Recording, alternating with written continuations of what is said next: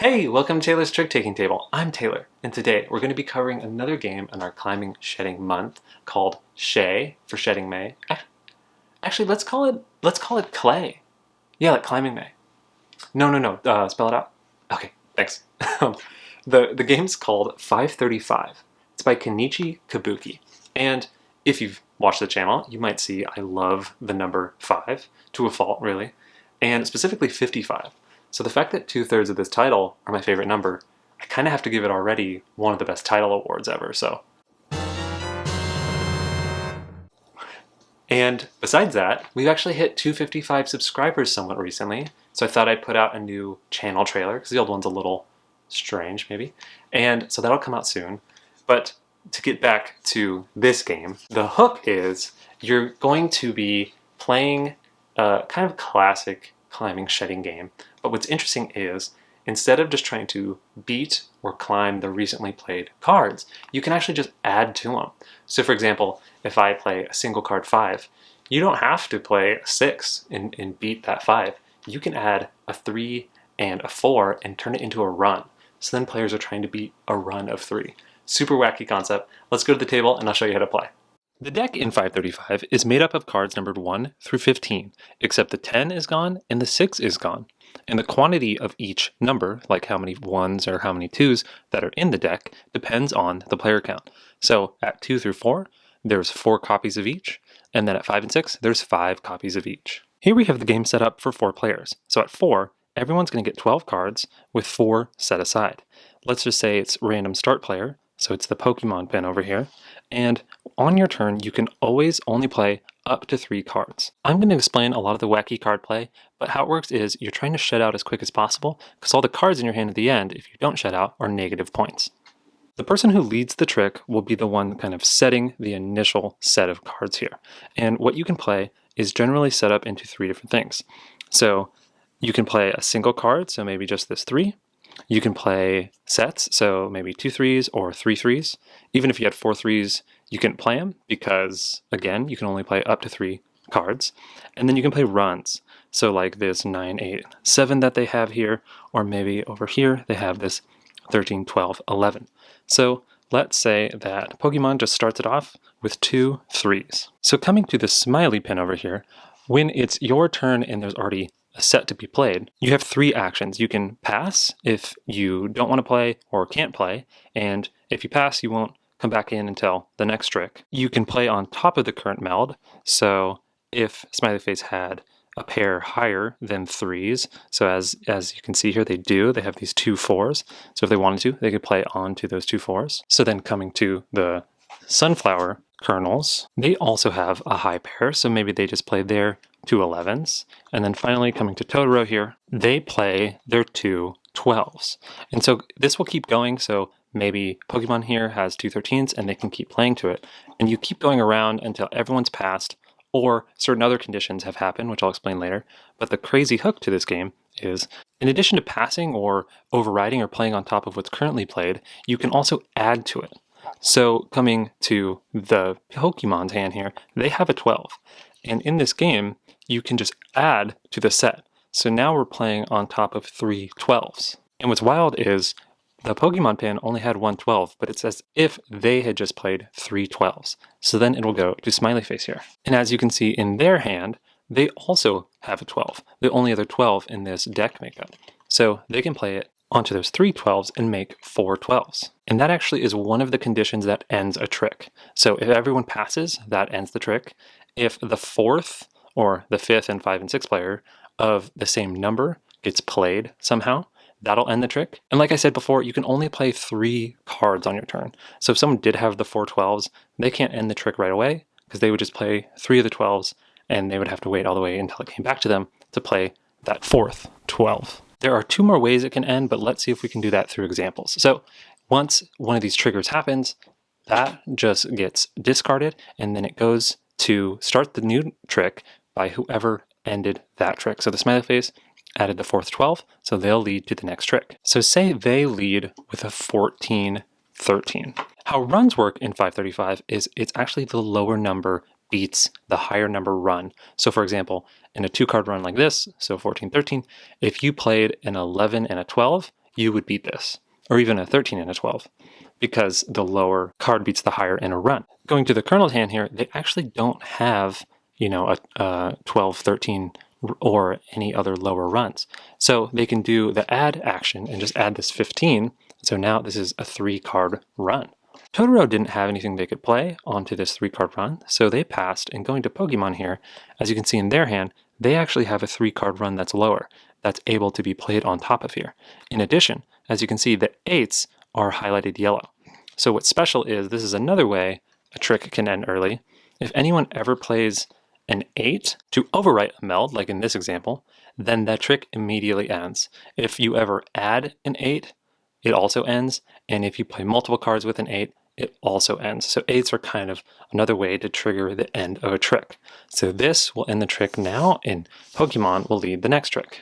Pokemon has led with a single 4. So coming to Smiley Face here, they have a 5, and they're going to add it to it. So this went from a single 4 to now a run of 2 with 5. So going to the Sunflower Seed. So the Colonels are actually a little bit out of luck. They don't have any 2-card runs that are lower than 5-4. They just have a lot of pairs over here. But what's interesting about this game is if you have a meld, maybe 3 of a kind or a 3-card run, and the current set is just 2 cards, you can overwrite that by playing a stronger, which is number of cards, set. We've jumped ahead to a different example here, and Smiley Face just added this 4 to what was a 3-2-1 run. So now we have a 4-length run. So coming to the Colonels, what's interesting is if you ever add the 5th card to a run, that's another way to immediately end the trick. Another way to also immediately end the trick is if you lead with not a single 8, because in the rules they say leading with a single 8 doesn't end the trick, but if you have ever play with multiple 8s, that also ends the trick. We think the translation's a little tough, but so that would also end the trick. So the tricks keep going until one player sheds out, and once a player sheds out, immediately every other player will look at the negative points they have on the cards in their hand. So for example, Pokemon here, if looking at their hand, they have an 8, which is a negative 5 points, then an 11, and a 13 to 14, which are all negative 2. So that's negative 11 points for them. You would keep track of that, and if any player has gone below 20, then the game is over, and whoever has the fewest negative points would win. But if not, you would keep playing hands until that happens. And that's how to play 535. If you're playing at 2 players, the rules are a little different. So you have the deck make up for 4, so you would set aside 4 of the cards, and you'd make 4 hands.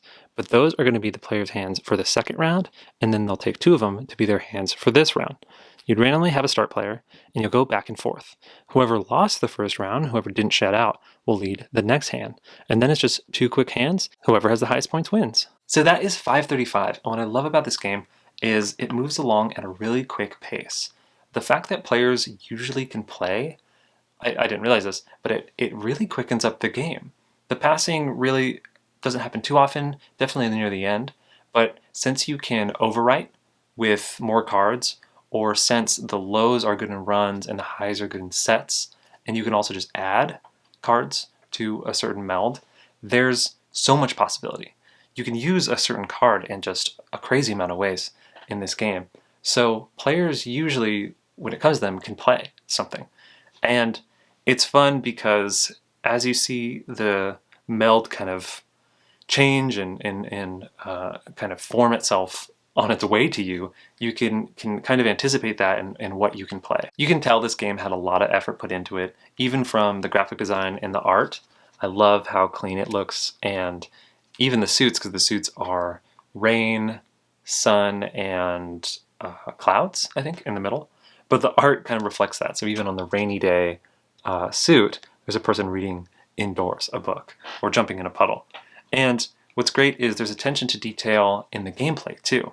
If you look at the negative point values on the cards, often if they're not too important of cards, they have like a -1 or maybe a -2. But what's interesting is the 8s, which are kind of the bombs, are -5s. So they're super useful, but if you don't use them, you kind of get a ton of points. So it kind of incentivizes you to really use them maybe early because you don't want to be stuck with them. And the other cool thing is the high end, the 15, and the low end, the 1, which are useful for different things, because a low 1 is good for runs, for beating runs, because runs are descending. And then a high 15 is great for singles or sets. They have -3. So it's really cool how the spectrum of this game is super balanced. The only con of that balance is that since you can play so much, the game is very free.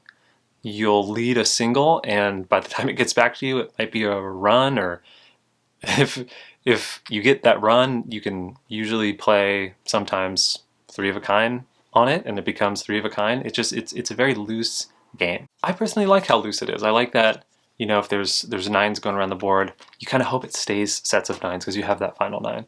I was playing with someone who made a good point though, where they asked if you're looking at your hand, you're dealt your hand at the start, and you're trying to parse it, like what should you play and how should you play your hand, there isn't too much of a strategy. A lot of climbing games, I mean, we just covered Tichu, they'll allow you to look at your hand and be like, oh, this is a good hand, or I know what to do with this hand, at least how to plan a hand. In this game, there's less of that. A lot can change. A lot of the cards are useful in so many different ways that it doesn't really make sense to get them out early or kind of slough them off when you can.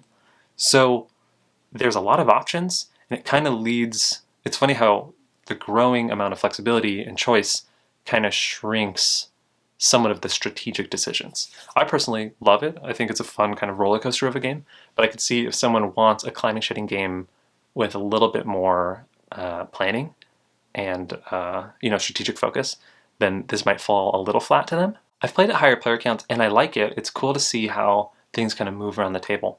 But what's interesting to me is because this game is so tactical and a little bit of a roller coaster ride, the 2-player is my most favorite implementation. So I showed it a little bit at the end there, but what happens is since you split up the deck into 2 hands using half of the deck and the other half, you can play the first hand keeping track of kind of what's been played, especially if 4 of a kind gets played, and then you'll know that's what's going to be out of the second hand. So what I love, I think I like this game the most at too, is because you get that strategic kind of card counting, but it's still a very tactical game. But knowing maybe the 12s are out, you won't really want to lead runs, or you'll know the 11s are kind of kooky because they're low and good in runs, but if all the 12s are gone, you can't really do too many runs.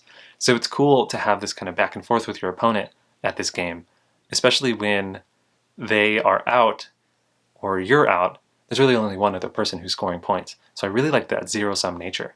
And my favorite part is I've played it to a few times now, and it is so quick. We've played where it's like 5-minute matches or less. The fact that you can sit down and play 2 hands of this and it feels fun, it feels like you've played a good weight game, but it only lasted 5 minutes, kind of blows my mind. So that is 535. If that sounds interesting to you, definitely check it out, because I think the rummy adding aspect to it is amazing. The fact that you could just have a straggling 3, and usually in other games, especially climbing games, you're like, oh, I'm dead in the water. But this 3 can just be tossed into a run. So you never feel like you're out of it. You always feel like you have a chance to shed out. And in a climbing game, I love that feeling. Especially when it's over when someone sheds out, so there's not too much downtime for anyone, really. So the game just is so quick and snappy. Definitely a little lighter, more tactical, but if that does sound up your alley, check it out. Thanks so much for watching.